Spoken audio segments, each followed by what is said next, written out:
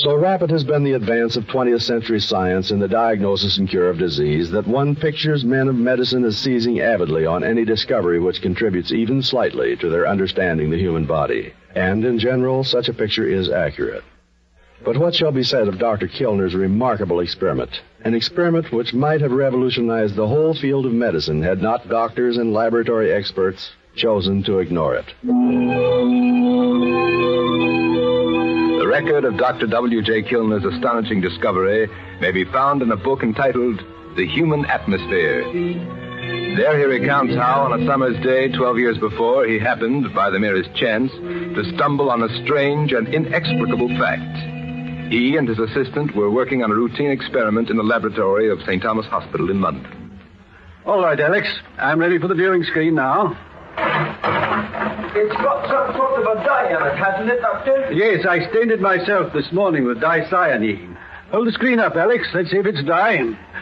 Wait a moment. What in the devil's name is that? What? Behind the screen. It's my arm. But what's around your arm? Around it? Why, nothing. Nothing you can see, perhaps. Alex, I want you to disrobe. I want to see your whole body behind that screen.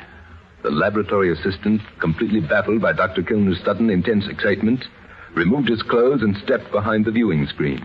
A sort of an aura, all different colors, extending beyond the surface of your skin. The human body, at least your body, throws off a strange kind of substance.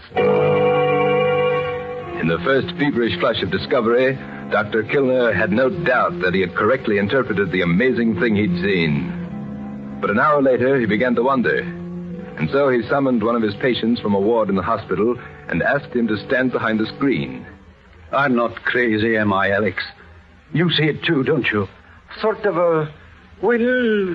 an atmosphere all around his body. Exactly. The human atmosphere. But why is it so different up there around his chest? The radiations, they're a different color and a different texture altogether. By George, so they are. I'm sure they weren't like that when you... Good Lord. This man's a tubercular, and the aura's modified only in the region around his lungs. That screen's given us a new way to diagnose disease. Word of the doctor's discovery spread rapidly through the hospital. The human atmosphere. You saw the radiations? How do I know they aren't the properties of the screen itself? Alex, you ready with the other patient? Yes, Doctor. Well, then, help him to sit up behind the screen. If the radiations were just an optical illusion, if they were created by the screen itself, they'd always be present. Wouldn't they, Doctor? Well, then, take a look at the man who's there now. Do you see any aura? No, I don't. How do you explain that, Kilner? It's simple enough. You see, the body Alex is holding up in that chair happens to be a corpse. Dr. Kilner made hundreds of difficult and invariably accurate diagnoses with the aid of his viewing screens. And yet, the record of Dr. Kilner's work lies ignored, forgotten by contemporary science.